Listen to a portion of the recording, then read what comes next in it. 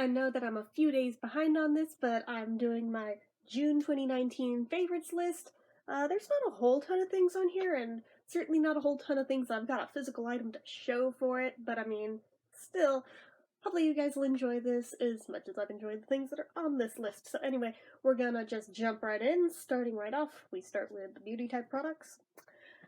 Unsurprisingly, the Moroccan Magic Lip Balm in Peppermint Eucalyptus made the list because this is just so darn good, and I have been enjoying the hell out of it. So there's that. And the other unsurprising one that also made the list is the Soft Lips Peach Passion. My voice went like a little prepubescent boy or something, or going through puberty, whatever it is. Don't know what happened with my voice there, but that was weird. But this is like a really, really yummy smelling. It doesn't have the tingle that I generally loved from Soft Lips so much, and it doesn't have SPF or anything, but just on its own, because it's peach, and I love peach, it made the list. So, don't roll off the table here. I have them on the edge, so it's like, don't fall, don't jump, it's not that bad. Okay, so, and then we've got, this I wore a lot of last month, the Pretty Woman nail polish in, what is the color name? Is it on here? It's Royal Fantasy anyway, but yeah, this is that silvery polish I had on almost all month last month. This is it. And even for as much as I kept touching it up, we can only see down to about here is where it's down, which I'm surprised that in that short of a time I made a visible dent in it, but I did, so there it is. And then the one that I have on right now, that I put on last month, so therefore it made it into last month's list, not this month's, is the Sinful Colors in Fool for Azul. And like I said, it's what's on right now, so it matches the bottle. I'm actually very surprised by this, that it only took 2 coats to get this type of opacity, and it stays on fairly well. There's a little chipping, but this is not a review of it. This is just, I'm really loving this color, this gorgeous, like, sky blue, robin's egg blue. It's very, very pretty. You guys know blue is my favorite color, so I'm just like, ooh, it's so pretty. So I'm very happy with that. I mean, it was killing me waiting to try this one out because I kept getting a hold of nail polishes that, oh, but I need to do this one first, but I finally have it on, and it's so darn pretty. So that is also on the list. I kind of want to get more from that company because I always just, like, skipped them because I figured they were, like, another LA Colors type really cheap brands. Like, they have fun colors, but it probably doesn't stay on real well, probably not great quality. Yeah, no, this actually is pretty decent, which is surprising since Simple Colors, like, generally, those go for like $1.50, $2, somewhere in there. They're really cheap. Except on Amazon, and that's like the one place I see them to buy online. I'm like, that figures.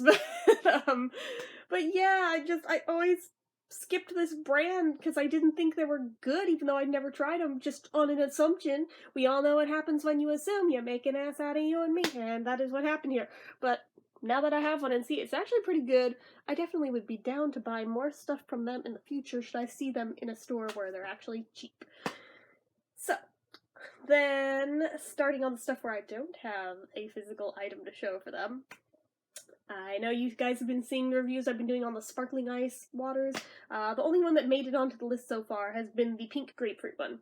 That one, I would buy like a case of and probably not burn out on it. That one's really good. The others, generally by the time I hit the end of the bottle, I was like, oh my god, I'm over it.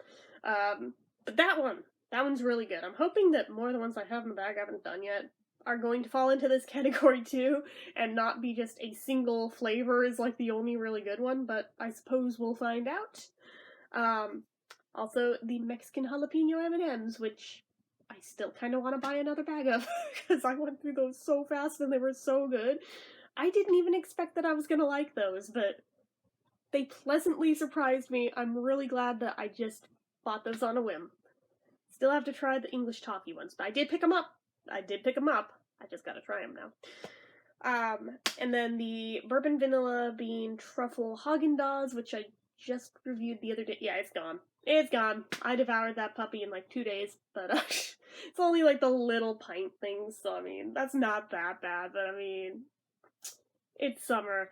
It's gonna happen. So Although occasionally I'll get, like, sorbet or something when it's cold out, too. Just, I don't know. Somewhere in here, probably Rita's Italian Rice should be on this. But that may have been this month. So that may be getting another mention when I do the July favorites. Just, I forgot about it till just now. I was like, oh yeah, I tried that for the first time. That was actually really good, too. But, I'll go more into that another day.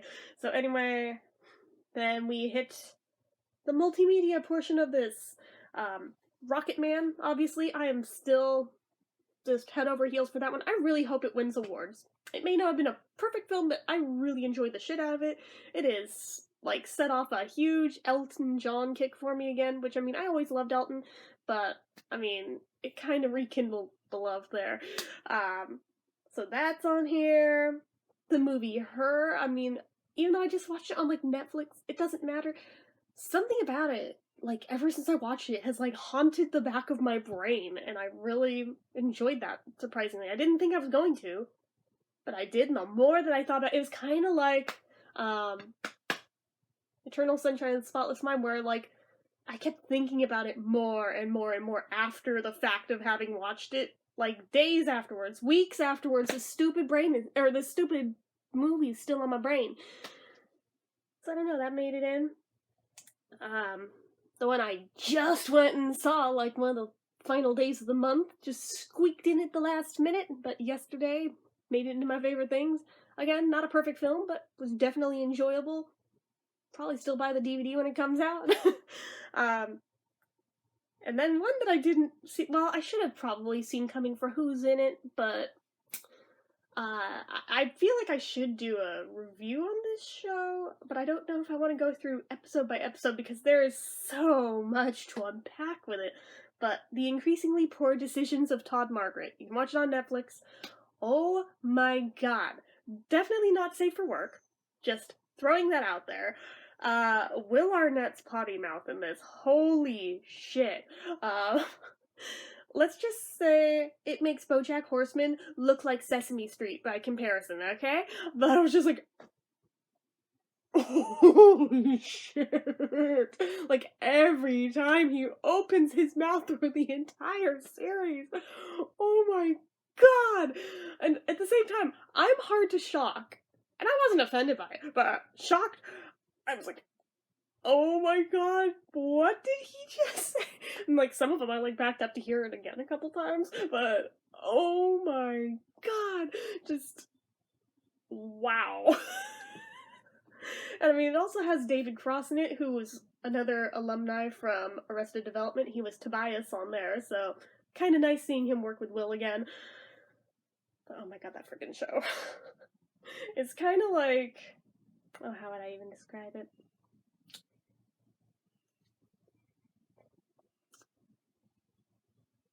Basically, like, a series of unfortunate events meets Bedazzled, because there's a character that, although he's not the devil, he just wants to watch the world burn. And nobody knows that he's the one that's just fucking with everybody, and making sure that everyone is screwed over, but himself, of course.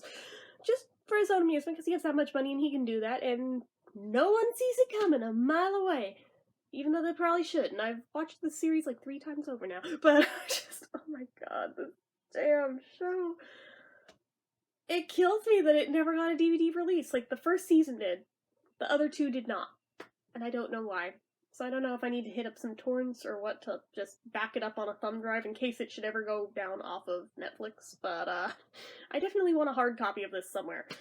But, oh my god, it is filthy. Filthy, filthy, filthy. But I love humor like that, so, I mean, that is no surprise. Those of you who've been around here on this channel for years know that the dirtier the humor, generally the more I like it. Which brings us to the last item on here, which isn't so much a specific piece of multimedia as it's a guy. But George Carlin, I don't know. I have fallen down the rabbit hole of George Carlin videos. I don't even know. It's, like, even weirder with how I started watching them. Like, I was watching Rodney Dangerfield videos, because there was one freaking interview I was trying to find, and I never did find it again, by the way, after, like, a week of just watching nothing but Rodney. But, But all of a sudden, George Carlin videos were popping up in my recommended left and right from watching Rodney. These two comedians are nothing alike, by the way. And George Carlin, I never really gave a fair chance to, for the most petty reason on earth. Who remembers Shining Time Station? Yeah. And we all know the first Mr. Conductor was Ringo Starr, and that was one of my first exposures to Ringo as like a 3-year-old, 4-year-old kid, to the point where Mr. Conductor was my imaginary friend. And that is probably why Ringo has always been my favorite, because somewhere in the back of my mind, it's like, oh yeah, like, taps way in there. But regardless, that show pulled that horrible little thing that shows do when they replace a character with a recasting, but they have to explain it to children, where, oh, I'm going on holiday, but that's okay, because my cousin's gonna come fill in for me while I'm gone, but I'll be back. And then he never came back. I'm still salty, like, almost 30 years later. I'm still butthurt over it. But, Ringo lied to me. But he was replaced by George Carlin. And I just, as a little kid, was pissed off that George Carlin stole Ringo's job. That was how I viewed it as a little kid, and there was no telling me otherwise for freaking years. And because of that, I just boycotted the guy. Like, 100% boycotted him, wanted nothing to do with him, even though everyone told me, dude, he's like your brand of humor, and you would freaking love him if you'd give him a shot. I'm like, nope. Stick by my principles. Nope. Not doing it. Yeah, well, I finally did. And everyone was right. Because now I think I've gone through just about every freaking George Carlin video that is on the entirety of YouTube in the span of a couple of weeks. And then circled back and rewatched a lot of them a second and third time around, too. Because it wasn't good enough to just watch them. I was like, no, I gotta show them to my dad, too. Because, I mean, listening to George Carlin go off about shit he doesn't like is kind of like listening to my dad on any given day. I figure, there must be some heavy influence here. And I asked him, he's like, yeah, I love George Carlin. I was like, oh, well, that explains so much. But then the more I listened, I was like, actually, it's like a 50-50 split between listening to my dad and my Uncle Sonny. So, like, between the two of them, you get George Carlin. And there's some weird comfort in that. I don't know, which I doubt anyone has ever said anything about George Carlin being comforting ever, but that's okay. He's probably turning in his grave right now hearing a person say that about him, but that's alright. But, I don't know, and, like, then I would rewatch him again, and show him to somebody else. Then I'd rewatch some of them a fourth time, and show them to people online. Because I'm a loser with no life. But, and in these, I found at least 3 different skits that he does where he name-dropped Liza Minnelli, and I still haven't quite decided, did he hate her, or was he friends with her and just used her as a punchline? Because he wasn't particularly making fun of her, per se. She was just part of an overall bigger punchline and joke. So I was like, that's an interesting twist. I like it when people aren't mean directly to her.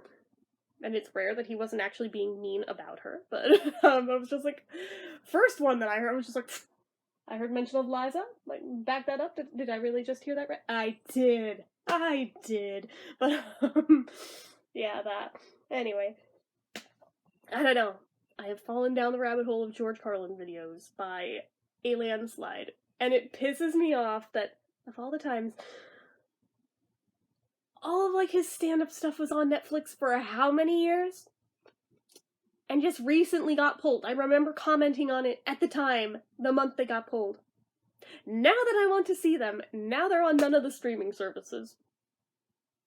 Good job, self. You fucked yourself over. But, oh my god, just... If you want a fairly tame by George standards skit that pretty widely across the board I think everyone can relate to, watch his rant on cats. Just, yeah. I mean, there's still some swearing in it, so still fair warning, but I mean, compared to, like, 90% of his stuff, that one's actually tame by his standards, so. But there are some F-bombs, just fair warning, but still. Like, that one, I think I've played more than anything. It's like, as somebody who grew up with cats, I can appreciate this one, like, to no end. He has one on dogs, too, but the cats one is better, in my opinion, so. But yeah, that is my favorites list for June of 2019. I almost said 2018, was like, wait, wrong year. But yeah, weird list. I know, very weird list. That's okay. So anyways, that is it for this time, so you guys know what to do. If you like this video, go ahead and give it a like. If not already and you'd like to be, click subscribe, hit that notification bell icon so you never miss an upload, leave comments down below, make sure you're following my social media accounts, my Facebook fan page, my Twitter, my Instagram, my Etsy, everything and more, it's all down below. And if you like what I'm doing here on this channel and you like to help support it, the donation link, as always, is down in the description. So anyway guys, until next time, bye-bye.